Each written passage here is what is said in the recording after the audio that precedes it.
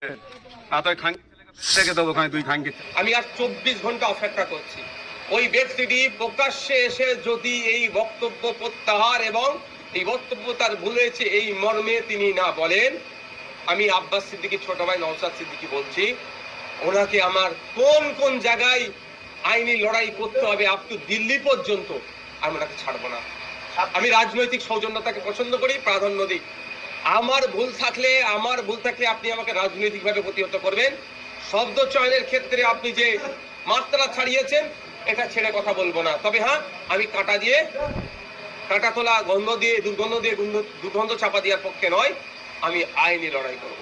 সে আইনি লড়াই যে কি ভয়ঙ্কর লড়াই হবে উনি বুঝতে পারছেন না। সিরেফ একটা মানহানি মামলা নয়, আরো কিছু পদক্ষেপ আমি আইনি লড়াই নেব, যেটা থেকে ওই আহসান মোল্লার ভাই কে আছে সে পরিত্রাণ পাবে না। আহসান মোল্লার 14 পুরুষ ওকে বাঁচাতে পারবে না আইনি লড়াই। আমি এই চ্যালেঞ্জ করে গেলাম।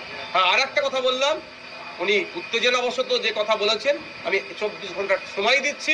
উনি ওনার বক্তব্য আজ থেকে 24 ঘন্টা যে উনি ওনার বক্তব্য প্রত্যাহার করে নেয়।